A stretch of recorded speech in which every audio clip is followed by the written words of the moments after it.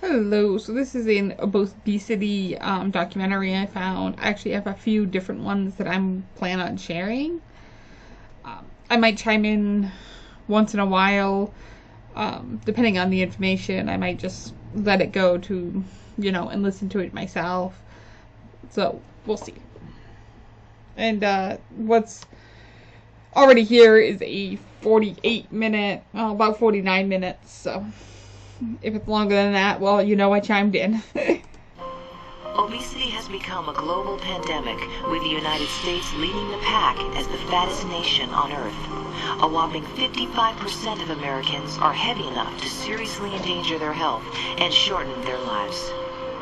This is a time bomb. It is an epidemic. There is no better definition of the current situation. And the social repercussions of obesity can also be devastating. Boy, when you walk down an airplane, and people look at you, and they're thinking, God, I hope that guy doesn't sit next to me. Or you can just sense it. I've done Slim Fast, I've done Weight Watchers, you name it, I've done it. And it's not only a grown-up problem. Childhood obesity is up 54% in 6 to 11-year-olds, and 25% of all children in the U.S. are now considered obese. The longer a child is overweight, the more likely they are to have permanent weight problems when they're adults. The problem of pediatric obesity goes across all lines, all ethnic backgrounds. But obesity can be conquered through innovative surgery, radical lifestyle modification, and childhood intervention. There it is. Find out how 2 adults and 2 children fight to lose weight and lead longer, happier lives in Obesity, a Deadly Risk.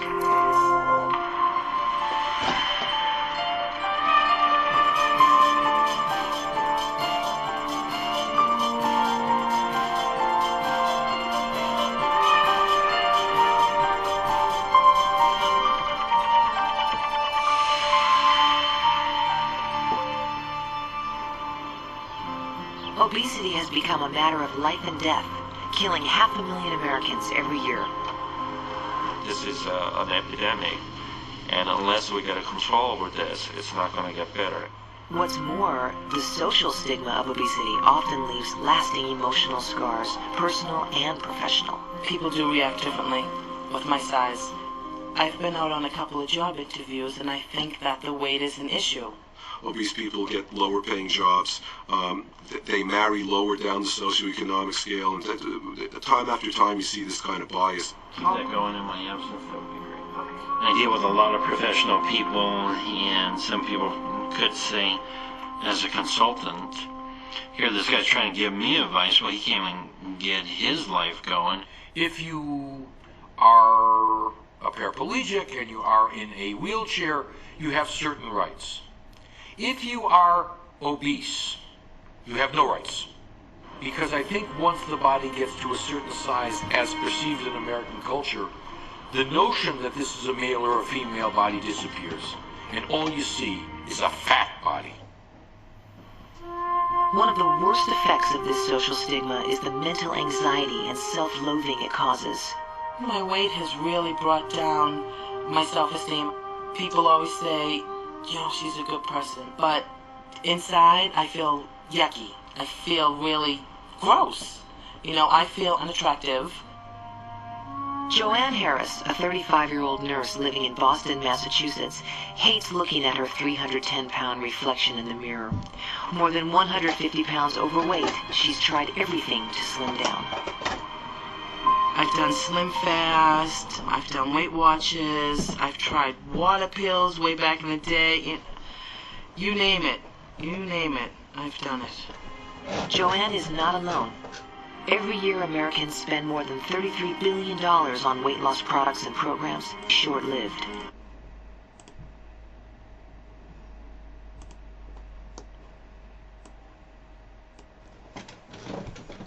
Hello, so I did decide to chime in. The social stigma is the thing I think that prevents a lot of people from getting healthy, but I think that's another, part of that too, as far as socially, because there's been this thing I've seen recently where there's been a number of people talking about how big they are and making you feel good about yourself, which you should, but it's not healthy. So I think the aim should be, as far as going after this, tackling the obesity problem, is to help people get healthy. And I think if you go here either of the extremes, you have the extreme side of, okay, like they mentioned, the extreme side as far as the stigma of, I think, not getting a job, I think, but also with the stigma, it may make somebody feel uncomfortable going to the gym. Or they might feel uncomfortable getting healthy food because when they get to the checkout, they get looked at like, oh, well, you must be, just starting out. And they might have been doing this for a while. And all these programs, you can try them all. I've tried Slim Fast. And it did not work for me. And everyone's different. And I think that's hard for some people to understand. But I also think the other part of it can be dangerous. A number of people who just try to take on this role of being, hey, well, being fat's beautiful, so let's be fat. Well, yes, you can still be beautiful and be fat. But it's not healthy. You should aim at being healthy and what's going to help you live a longer life. But that's just my opinion. But we'll see more of the documentary here. I just wanted to chime in. Oh, it's hot today. I got on the scale and I said, this is too big. Really? It's almost a baby. A baby elephant must weigh what I weigh. Like many obese Americans, Joanne's weight problem began with a food obsession at an early age. I'm starving, Steve. These are great. Food was very important. We always had snacks. It was, don't move until you've cleaned your plate. Throughout her childhood and teen years, Joanne's weight fluctuated wildly. Joanne's body composition changed partly due to the fact that girls' body fat doubles in the teen years, jumping from 12% to 25% as menstruation begins. I was thin, I'd say, until about 4th grade. Then I got chubbier. I was maybe 140 when I got out of high school, but I was very athletic. I ran every day, played sports. After high school graduation, Joanne married and got pregnant. But a year later, she found herself divorced, depressed, and unable to lose the 75 pounds she had put on during her pregnancy. I think it was hard to lose the weight because of my hectic schedule. I was a single parent, and at one point I was working 3 jobs, and I had no time to exercise. 10 years later, Joanne fell in love and married for the second time to Stephen Harris, another nurse, whose weight problem eclipsed Joanne's own struggle to be thin again. I think that I was a little reluctant to go out with Steve at first because he was so much bigger. So then after we went out, I said, okay. Actually, I probably felt good that he was bigger than me. While studies have shown that just being married causes men to gain extra pounds, in Joanne and Stephen's case, the weight gain was mutual and out of control. By their 3rd wedding anniversary, Joanne was 300 pounds and Stephen weighed a staggering 500 pounds. We were going out to eat because we both love food, and then one of the nurses said, "Well, what are you trying to do, catch up to Steve?" As nurses, Joanne and Stephen both knew that being more than 20% over their ideal body weight put them at a 50 to 100% increased risk of dying from all causes. So obese patients have a lot of medical problems. If they don't have medical problems yet, the statistics show that they will develop medical problems because of the obesity, and their overall lifespan is shortened because of obesity. They knew they had to take drastic steps if they were going to grow old together. But I can't get any bigger. I really can't. Because I wouldn't be able to handle myself. I wouldn't. I don't want to get bigger. I can't stop eating. Having tried every other approach, Joanne decided to undergo a radical surgical procedure called a Roux-en-Y gastric bypass. The surgery shrinks the capacity of the stomach from roughly 50 ounces to 1 to 2 ounces, or 5 bites. I don't want to end up with high blood pressure. I don't want to end up with osteoporosis. I don't want to end up fragile, decrepit at 50. No, I want to remain active and enjoy life. and the remedies I've tried in the past haven't worked. So that's what, this is really a last resort for me. This last resort is often the only option remaining for the morbidly obese, but only those with a body mass index over 40 qualify for the $50,000 surgery. Body mass index, or BMI, measures a person's weight in relation to their height. Normal BMI ranges from 18.5 to 24.9. At 311 pounds and 5 feet 7 inches tall, Joanne's BMI is a dangerous 49. It's a drastic change. So for someone to be very mature, committed, and motivated is what makes someone a good candidate. Now, how did you hear about the surgery? I actually read about it, and I think it was Women's Day magazine. Okay, now you're maybe used to eating a lot of food. After the surgery, you'll be able to eat 2 or 3 ounces. Does that scare you at all? In a way, it's a discipline. It will be a discipline. Because I find that sometimes I can't stop. Or even if I'm full, I want the let me finish my bread. And that's something you need to be aware of, is that food you enjoy now, you may not enjoy so much after surgery because they make you sick. Right. Cantaloupe and have a little Intolerance to certain foods after gastric bypass surgery is known as dumping.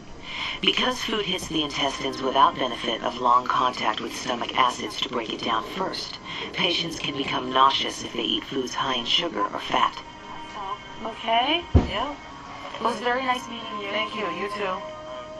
It will now be up to the surgeon to give Joanne final approval. It sounds like overall you're a very good candidate. Before we discuss the details, can I just weigh you real quick? The operation is the only way to maintain weight loss for long term successfully in the vast majority of patients. We want to make sure that these patients are motivated, they're sincere about it. This is just not by an impulse, a decision by the patient. And also the patient obviously has to be reasonably healthy to our eyes that they can withstand the operation.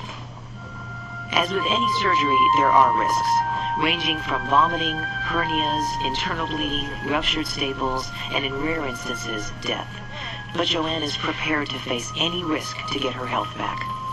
I want to get back into the things that I loved to do. It's a goal, and that's what I'm going to aim for. And for patients who do undergo the surgery, the results are usually dramatic and lasting. Over about 90% of patients can achieve after this operation a long-term success. We consider about 50% or 60% of excess body weight loss as a successful weight loss. But not everyone has the desire for surgery.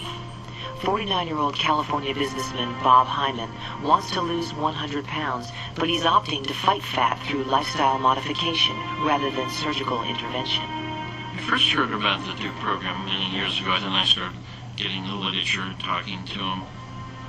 Bob has decided to spend $6,000 and travel 3,000 miles to the North Carolina-based Duke Diet and Fitness Center.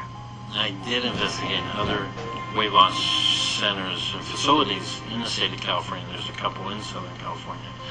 And I was fearful that they were very close to where I was born and raised, so I know where all the restaurants are, and I might have a Big Mac attack and have to go eat. At 5 feet 11 inches and 320 pounds, Bob's size has had a big impact on his social life. A friend of mine actually offered to take me to a professional hockey game, and he told me where the seats were, and I know those seats are so skinny I couldn't get in them. Bob hopes that the Duke program will not only help him to lose weight, but understand why he allowed himself to become fat in the first place. There is a part of me that wonders if I really wanted to be fat, if I created this fatness to isolate myself from other people, other relationships, other situations. When I was growing up, I always perceived myself really being fairly normal. And then I remember the first time in junior high, you get a little yearbook when you graduated. And I remember the class picture. And gosh, I looked at that and I couldn't believe it. I was like twice the size of all the other kids. Bob also hopes to uncover the genetic basis for his size. Some studies have shown a strong link from parent to child in matters of weight, while others believe the problem lies more with eating habits and lifestyle. I always like to say genetics may load the gun, but environment pulls the trigger. Therefore, it's very interesting and important to understand the environment within which the individual lives. Bob's environment included a mother who battled with her own weight. My mother, of course, did have a weight issue, I think, the majority of her adult life. So she was always concerned about it, but never really did anything about it. If a mother is heavy as an adult, there's a 75% chance that her children will also be heavy. But Bob knows he can only blame so much on genetics. Food in my life, it's gotta be primo, it really is. Everything I do revolves around it. The only reason I like cooking is I get to eat along the way. Stress can also play a huge part in how someone eats or overeats, and Bob is no stranger to stress. In the space of 5 years, Bob and his wife Kathy lived through the premature birth of their twins and Kathy's diagnosis with incurable breast cancer. Hello, me again. So I think it's important here that they're bringing up stress, is because, like, in the mental health community,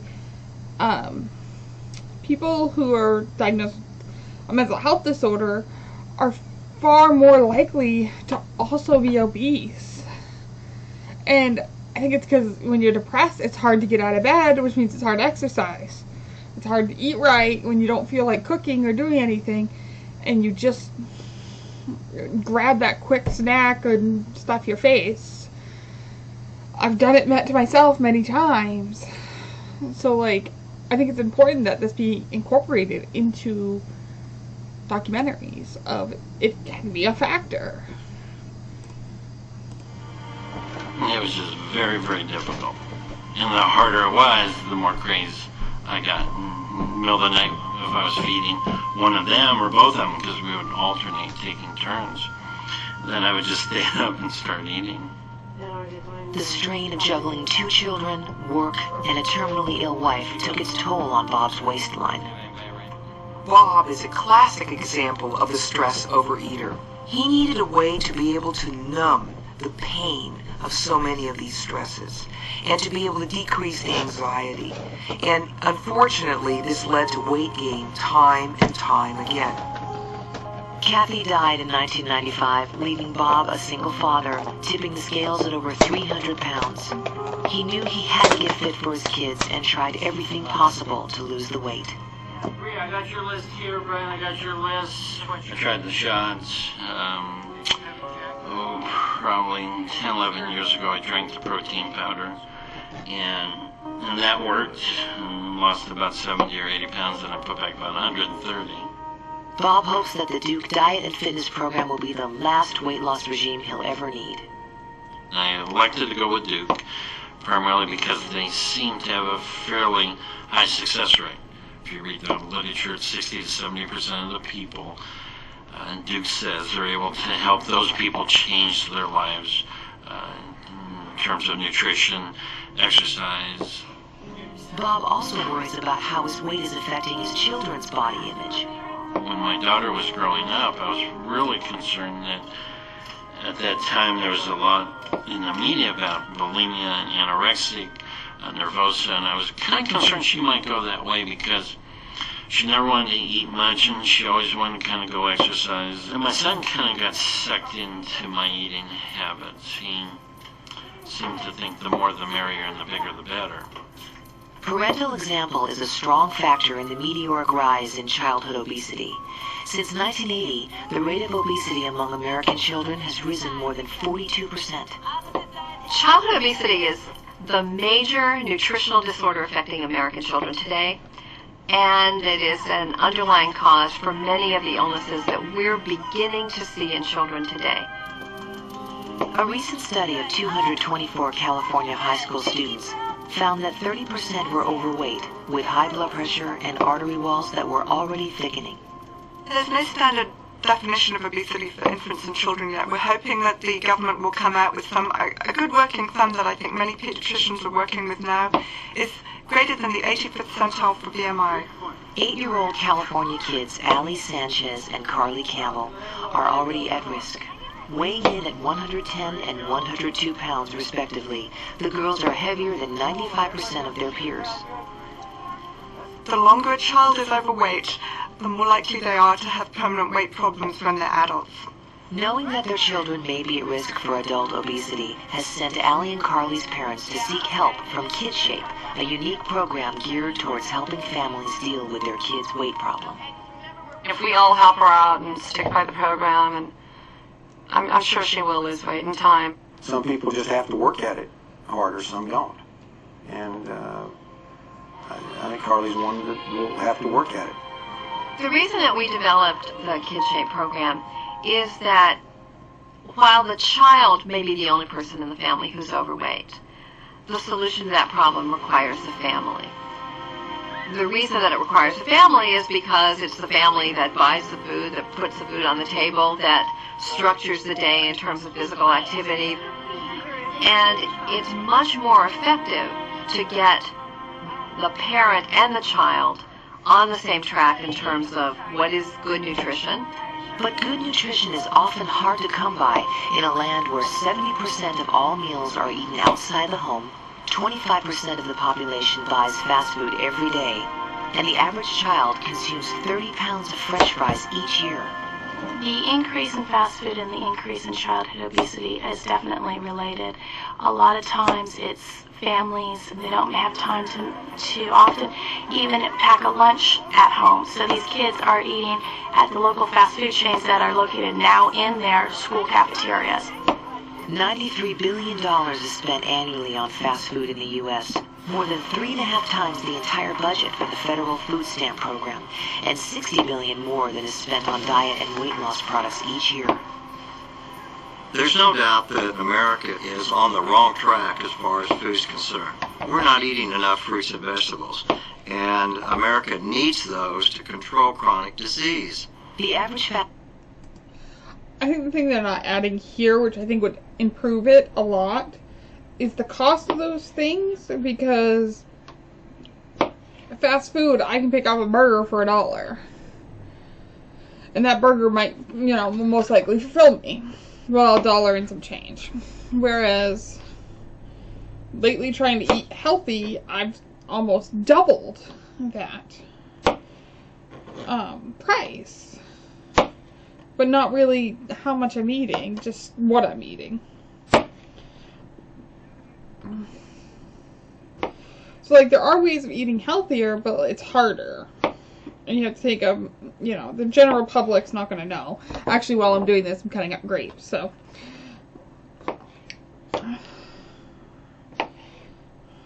And, I guess also trying to change people's attitudes on eating healthier, because they just look at, well, as I mentioned, the cost. Well, yes, some healthy food costs more.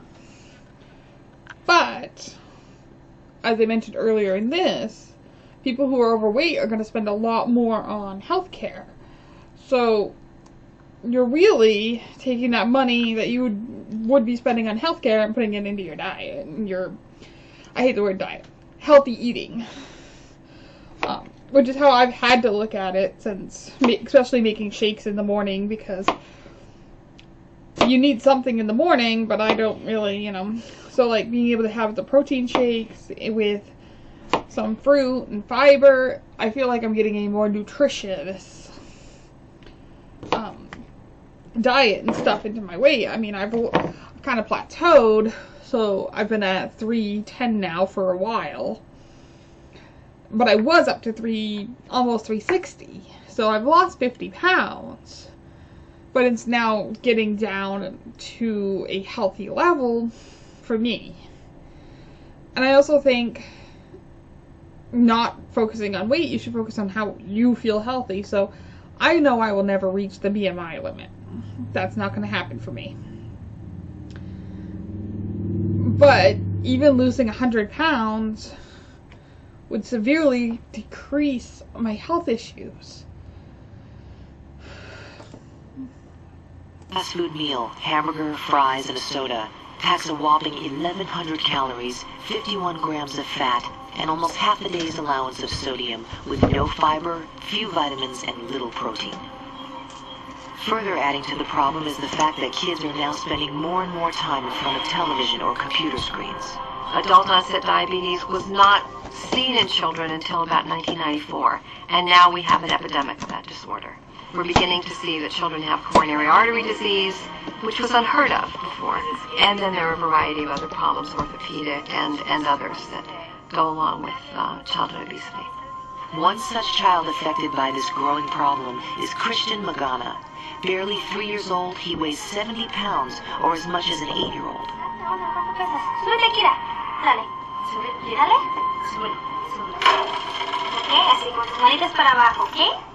Kristen is unusual, but I hate to say that he's not rare.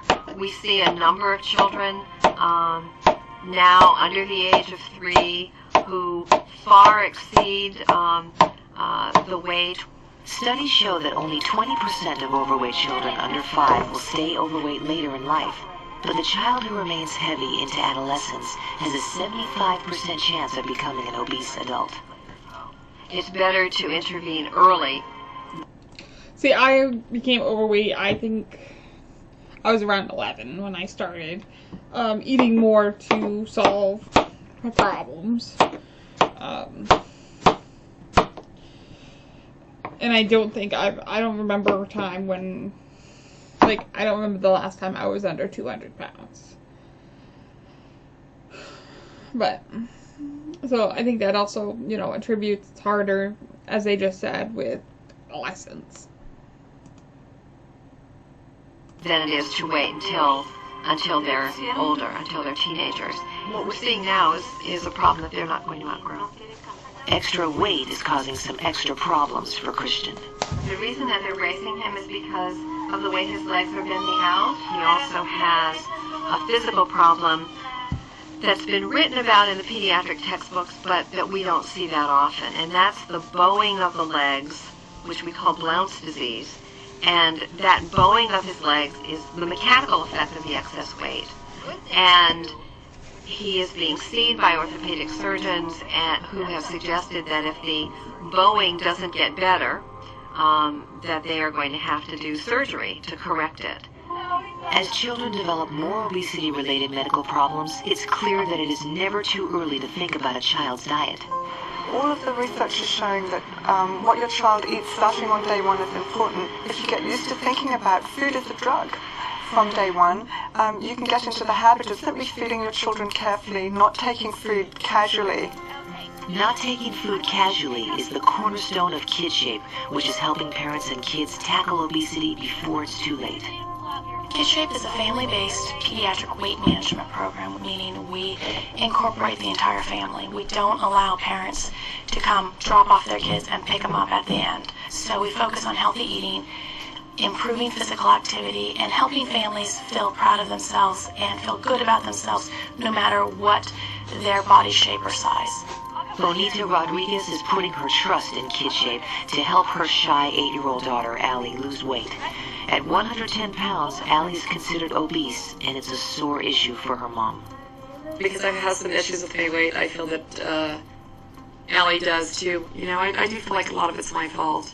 Because I should have done something with it a long time ago. She's got 2 sisters who are thin, and, you know, they're always calling her fatty at home. They call her a cow, or, you know, say moo, or you pig, or... It hurts me. It hurts my feelings because that's my baby. It does. It really hurts. Yeah, there's a lot of social pressures on children to conform and be one of the group, and weight is something which sets kids apart, so it can be very hard. I think it's very important that she's with kids that are her weight. Actually, to maybe help her understand a little bit more and what everyone's dealing with themselves as being overweight. Excellent! Very good. Carly Campbell is also overweight and turning to KidShape for help. I feel like I want to lose weight because sometimes people make fun of me, and I don't really like that. So that's why I'm kind of going to KidShape. Carly's dad, Randy, and her sister, Chelsea, who is not overweight, are committed to helping Carly through the program no matter what.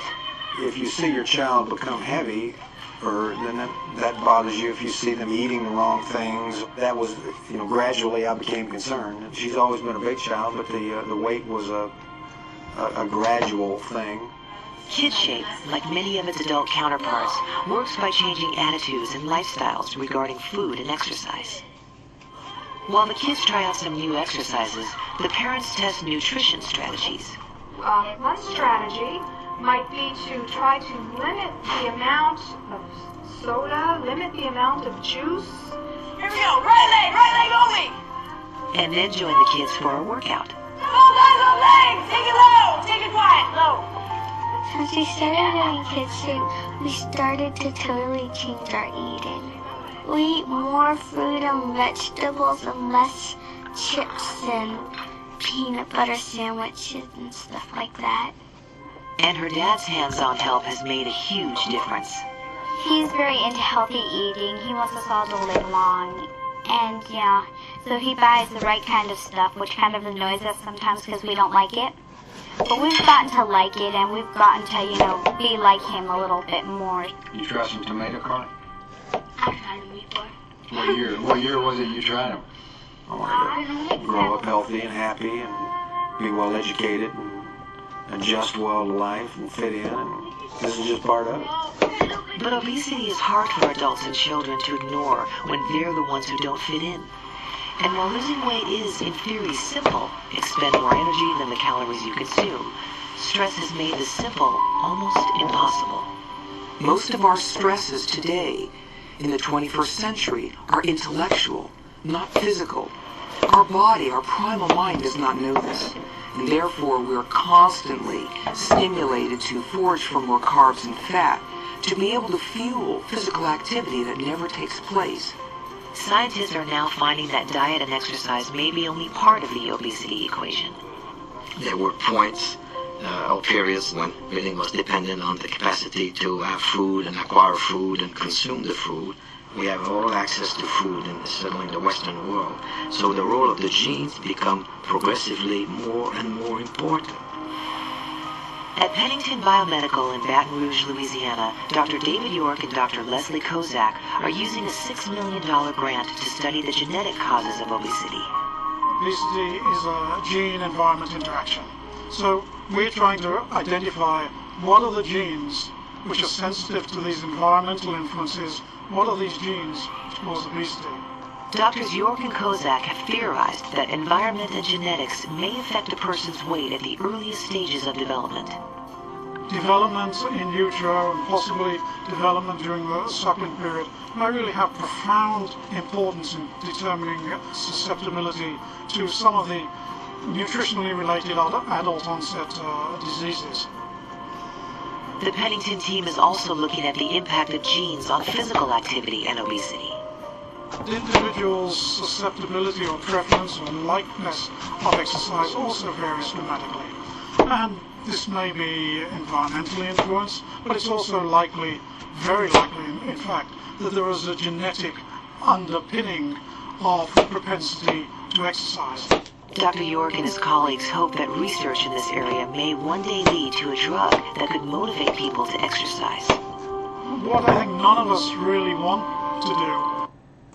Okay, that would be interesting. A drug that motivates you to exercise. I think it would probably be ridiculously expensive, but they'd make a lot of money because everyone would be like, oh, it motivates me to exercise. Yay! So even if it costs, $1,000, well, $1,000 is cheaper than getting a weight loss surgery. Is to allow people to eat as much as they want and take a drug and allow them not to become obese. From my point of view, it's preferential if we could enhance people's desire to take exercise. While the riddle of the genetic role in obesity is far from solved, Joanne Harris isn't waiting for science to unlock her genetic puzzle. She's about to undergo gastric bypass surgery to help her lose 180 of her 310 pounds. After surgery, I don't want to go to a fat girl store to shop anymore. Things like that. Going to a restaurant, I won't have to move the table so I can get into the booth. Just things that people take for granted that don't have to make accommodations. I'll be happy. I feel good. Not nervous as far as going through the procedure. I'm ready. Don't look so serious. Don't you want this one? 35-year-old Massachusetts nurse Joanne Harris is finally ready to get serious. After years of struggling to lose weight, Joanne has opted to permanently reduce her stomach to the size of a thumb. I can only do this, I can only do that because I want it to work. You know, if it doesn't, I don't know what I would do. My body can't accommodate the excess. It wasn't built to be this big. I wasn't. But Joanne's not entering into this intensive surgery blindly. Her husband, Stephen, tipping the scales at 523 pounds, underwent the procedure last year and lost 233 pounds in just 9 months. I mean, he feels much better. You can see it, the way he moves around. My neighbors will say, wow, I saw Steve, he looked so good. And, you know, just the way he came across the street. The biggest thing is going through clothing. I've lost close to 30 inches off my waistline, so it's just been amazing the amount of weight that you would lose. How are you? I'm Linda, one of the nurses. When I see skinny women on the cover of a magazine, I'm a little envious. I don't want to be a rack of bones. But, you know, I'd like for the clavicles to be showing, a little waistline again. I want to be sexy. I want men to turn their heads and look.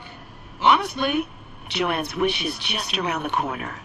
I know that I have this great man, this coach. He's going to be my mentor, and he's just going to take me through it. This measures your oxygen saturation. We do a baseline. I feel good. Not nervous as far as going through the procedure. I'm ready. The Roux-en-Y surgery is the most commonly performed gastric bypass procedure and works by dramatically decreasing the size of the stomach, making it virtually impossible to overeat. And then I want you to put your hands down and feel the size of the bed so you kind of know where you are. All right? It's narrow. In the first part of the procedure, a small stomach pouch is created by stapling, which causes restriction in food intake. Next, a Y-shaped section of the small intestine is attached to the new stomach pouch, allowing food to bypass the duodenum, or first section of the small intestine. This causes reduced calorie and nutrient absorption.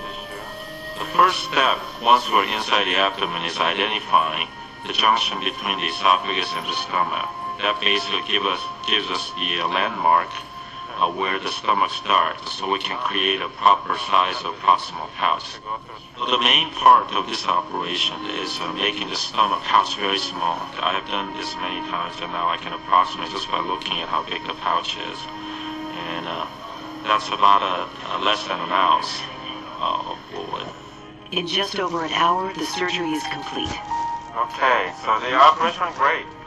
She did really well. She will lose about, in my estimation, that about 60 to 80% of that excess weight. So I think she will lose probably more than 100 pounds. Joanne will need to take vitamin supplements daily and consume enough protein to avoid malnutrition.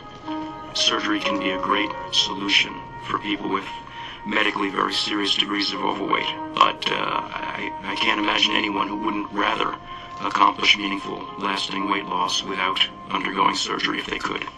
Bob Hyman is determined to accomplish meaningful, lasting weight loss with the help of Dr. Howard Eisenson and the Duke Diet and Fitness Center's team of weight loss experts. Our approach to weight loss is basically to teach people how to adopt a healthier lifestyle, and most importantly, a lifestyle that's sustainable for the long haul, really for life. Good morning, Jack. Good to meet you. I'm Bob Hyman. Welcome. What brings you to the program? What are you most hoping to accomplish with us? I think I'm pretty healthy medically, but what I really need to do, of course, is lose more weight and get a better handle on eating.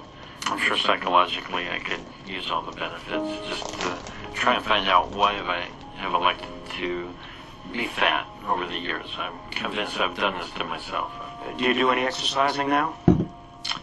You know, Doc, when I registered here, I did go to our local gym and buy a membership, and I've tried to go, but it's very difficult for me to go. I get very self-conscious. I perceive that I'm the biggest person there, the oldest person. The first item of business is a unique grocery tour where Bob and his team learn how to decipher package labels. Basically, our goal today is to teach you how to be detectives in the grocery store. If we look at the label on the back, what you'll see is that an 8-ounce portion is 190 calories, and there are actually 3 8-ounce portions in this bag. I'm just amazed at the portions that I used to eat. I'm amazed at the caloric intake. and the choices of poor foods. Very seldom did I ever flip a package over. We would assume that 98% fat-free, because it's the newer product, is actually the healthier choice. Does anybody know the difference between these two? Fat-free, as Bob quickly learns, does not mean calorie-free, though overconsumption of fat is the primary reason why so many Americans are overweight. I would say most of the people probably fall into what is the typical American diet, which tends to be high fat. Right now we are around 32-34% of our calories from fat, which is still considerably higher than we'd like. With a handle on how to eat, Bob can now tackle the thorny issue of fitness. I've never really made peace personally with exercise. Each day you make that call. Gonna exercise, not gonna exercise. Be physically active, choose not to. It's a choice every day. It's a choice every day, and you continue to make it. I make it. Everybody you see that exercises a lot, they make it too. I've decided that when I go home, I must encompass exercise into my lifestyle. Wait, I get a burger with grilled onions, toasted muffin, a salad bar, and 2 fruits. Duke's success comes from their powerful combination of lifestyle retraining and psychological support. What I've learned so far is pretty much everything would trigger overeating, especially for me, primarily stress. Once the body is in the stress mode, you're in the fight or flight mechanism. And when you're doing that, the blood goes away from the stomach, so you're not even digesting the food. It's just more complex than just eating the right things or exercising. We see a lot of emotional eating. You know, that food is used as comfort, as nurturing, as soothing, and we try to help people understand those, work on some of the emotional issues that might be underlying their desire to eat. By the end of his second week at Duke, Bob has completely changed his life. He's dropped from 5,000 to 1,500 calories per day and shed 18 pounds. I think probably the hardest thing would be when one leaves the facility to go from this unrealistic environment and trying to adapt to the real world and take with you the knowledge that you do receive here. I think there's a lot of ways to define success, and one way that people often use is what's the long-term weight loss that's accomplished. And we found that about 42% of our patients will maintain a significant degree of weight loss over at least a 5-year period. I'm in total control of my own destiny, so I am very optimistic. While Joanne Harris and Bob Hyman may have found solutions to their weight problem, millions of Americans struggle daily with excess pounds and the social stigma they bring. Well, obesity certainly affects a person's self-esteem. Most people who are thin think they're thin because they're doing something right. And so they think obese people are obese because they're doing something wrong. It's still probably the last big discrimination that seems acceptable to make fun of obese people. Fat people are their own worst enemies, our society says. All you have to do is lose weight. The very notion of dieting is part and parcel of a Western idea of how you control the body. Our society demands that you be in control of your body. But obesity advocacy lawyer Walter Lindstrom believes every American, regardless of their size, has rights. A lot of times you'll see people not hired because you don't fit the corporate image. That corporate image used to be the excuse that black folks and other people of color used to have to deal with, and it was just as unacceptable then as it's unacceptable for people of size now. Lindstrom is working to change the law to better protect obese Americans. The law really should be a reflection of what society is and wants, or what society should be. And society should be a society that embraces diversity. Embracing diversity often proves hard enough for adults, but when children learn prejudice, the vicious cycle continues. Very often, parents that have been heavy themselves as children don't want their children to experience the same kind of humiliation and shame that they did, so that they end up humiliating and shaming their own children. And when you do that, you're pretty much guaranteeing that you're either going to end up with a child with an eating disorder, with low self-esteem, with body hatred, or somebody who's a chronic dieter. Obesity has reached epidemic proportions worldwide, with the number of obese equaling the number of starving for the first time in history. Ironically, both populations suffer from malnourishment. Eating patterns in the United States are now referred to as freestyle, Anything goes. We eat 24 hours a day with no regimen, no routine, no ritual. And unfortunately, this is really leading to way too many calories. We no longer are able to balance the number of calories we're eating with the number of calories we're actually burning. While only 12% of Americans eat a healthy diet and less than 45% maintain their ideal weight, magazines and television ads would have you believe a very different story. The average American woman is size 14, 5'4", weighs 142 pounds, and the average American model is 5'10" and weighs 122 pounds and is a size 4 to 6. So there's this huge discrepancy between actual and ideal. Connecticut-based psychologist Lisa Berzins has devoted herself to teaching children and parents about size acceptance and raising awareness about the effects of teasing on self-esteem. Some of you know kids that have gotten made fun of because they're heavier than other kids. There's this girl she's a little bit bigger than all the other people that are in the 4th grade, and it seems that like none of the popular people like her. So we're going to take a break now. We're going to have a second part to this. What the kids don't know is Dr. Berzins is not what she appears. Hi. Did I send me picture? Yes, I told you. Anybody have any ideas about why I did that? So you could show us like what it'd be like to be bigger. Michael's right. The reason that I do this is to show people just what kind of things that you think about a person just based, like you didn't know me at all, but what you thought about me just based on my appearance and based on specifically on my size. When she came out looking thin, she looked like a different person. I think she looked better thin than bigger. While Dr. Berzins has made the kids aware of their own prejudices, it's still hard to change opinions when the world around them supports the view that thin is in. I think it's totally the media. I think those girls in the magazines, they're just, they're waif-like. They're so skinny, and that's supposed to be their ideal of beauty. And, I mean, my little girl, she's 7 years old, and she does. She looks in the mirror. I'm fat, Mom. I'm fat. I need to go on a diet. I've actually had this similar thing with my daughter and explaining to her how I'm trying to eat better and that she needs to eat better as well. I like this thing about accepting and trying to teach kids and how hard it is. I was teased myself throughout my life, and it makes it harder to actually be healthy because these people teasing you are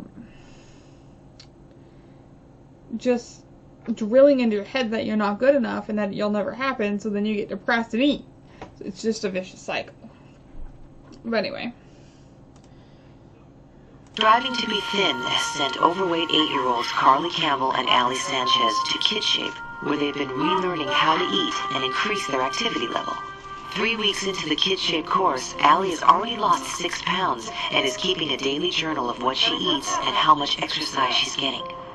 I'm trying to eat a little bit healthier. Sometimes we don't, and sometimes we eat little munchies here and there, but we're trying, and it's hard. You went outdoors today, got exercise. But 2 weeks later, Bonita and Allie drop out of the program and decline further interviews. Amazingly, Allie and Bonita are the exception. 80% of Kid Shape participants succeed, like Carly Campbell. By her 8th and final week of the program, Carly has lost 7 pounds and is a proud graduate of Kid Shape. It's not a diet, it's the way you have to live if you're going to watch what you eat and watch how much you exercise and try to stay in try to live as healthy a life as you can.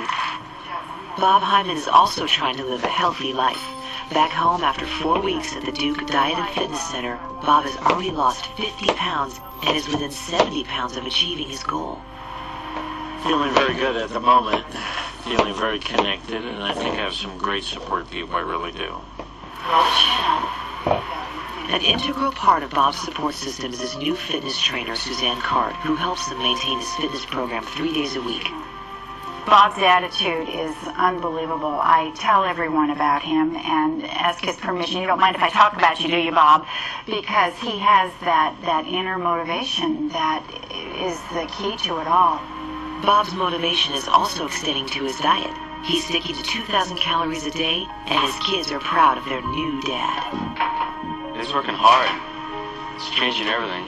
Instead of parking close to where we're going, he's got to park far away. It's good daily exercise. I'm not saying that I won't slip, but so far so good. While surgery and intensive diet and fitness programs have proven successful for many extreme cases of obesity, there are other ways to combat fat. Our number one approach is prevention. We want people to stop overeating now and to not gain any weight from the weight they are now. Medications have shown over and over again that they will add success to patients who can't control their weight with diet, exercise, and behavior. And we have FDA-approved drugs that are safe and effective, drugs to prevent the absorption of dietary fat, which is another way to control weight. Appetite suppressants like sibutramine, more commonly known as Meridia, have also proven effective for short-term use. You can get 10 or 15% reduction in body weight, but if you're 400 or 500 pounds, 10 or 15% reduction in body weight is really not a lot. But 8 months after returning from his stay at Duke University's Diet and Fitness Center, Bob Hyman has apparently overcome his problem and is looking and feeling like a new man. I cannot believe this. It's pretty amazing. What are we going to do? I don't know. I feel like the Thin Man. I must say, when I look in the mirror, I'm pretty surprised. If I think it's been, almost 7 or 8 months, and I've lost almost 80 pounds, that's pretty amazing. Well, I think you've lost so much weight that this is not going to work if we put more holes or whatever. I think it's time that we get you to spend some of that hard-earned money and you get some new clothes here, guy, because this is just, look at this. Bob has dropped from a size 52 waist to a 42. Okay, let me show you what you are now. Look at this. This is a size 42 belt. You've lost 10 inches in the waist. I still feel tempted at many times to eat a whole chocolate bar or something, and it's like the food is just calling me. And then I think about how hard each pound is to lose, and boy, that's perhaps gets me back on track real quick. It's great to see you. Give my best to your family. Have a great time, man. Bye-bye. Bob is 25 pounds away from his goal of weighing 215 pounds and knows that the key is maintaining his fitness level. Just the other day, I met with a trainer, and she said, well, let's just go jog. And I said, oh my gosh, jog, jog. And I must tell you, we jogged for 30 minutes. I didn't think I could last 3. I was so excited, I really was. And gosh, in the old days, I don't think I could have walked 30 minutes, let alone jog. My biggest fear is one and only fear, putting the weight back on. And I keep telling myself, steer the course. Just keep doing what I'm doing. The thing I most admire about my dad is just willpower. Okay. 1, 2, 3. He's doing everything he can in his power to succeed. And I just hope that some of that's instilled in me. We did take it seriously.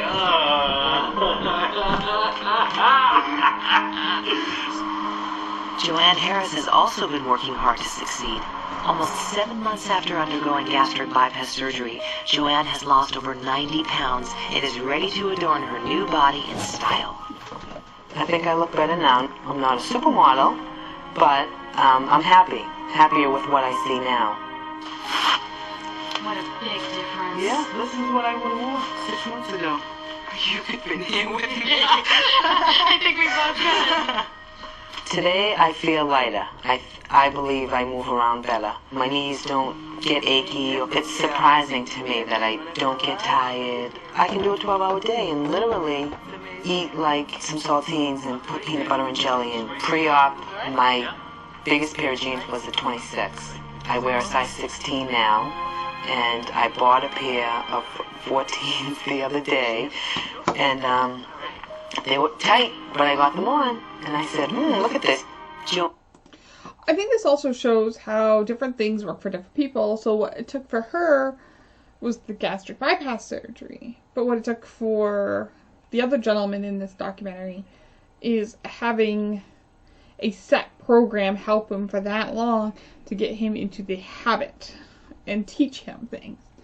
I wish there was a program like that around here, where I live, that would not only just look at your diet, but really show you meals and stuff and what you can eat, as long as exercise with you.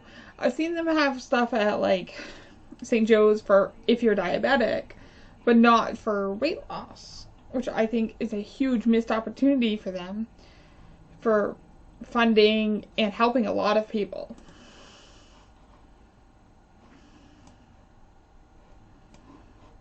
Joanne and Stephen have lost a combined total of 332 pounds since their surgeries.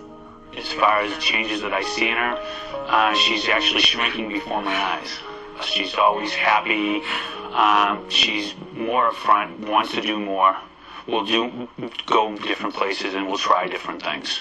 I want to be able to look in the mirror and say, you look good, and be able to walk around with, maybe a bikini one day.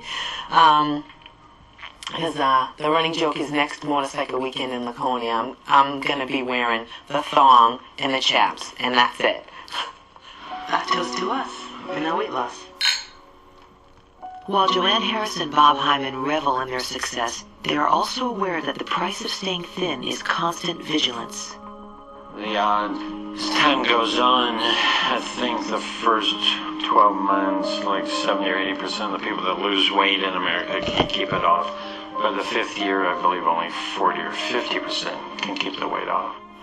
It's the hope of doctors and obese patients alike that in the future those odds will improve with new treatments and a better understanding of how to prevent obesity. To cure disease means that you're totally free from it, you don't have the predisposition anymore, and you don't have to worry about it anymore. It's going to take a long time if we are to cure obesity. And as medical science searches for solutions, society must also look at changing how we view the obese. A lot of people walk around and look at somebody who's 100, 200, 300 pounds overweight, and they're physically and morally disgusted by that. What you have to understand is that any one of us that suffers from this disease, we want anything but being that way. And that's a medical issue. It's not a moral issue.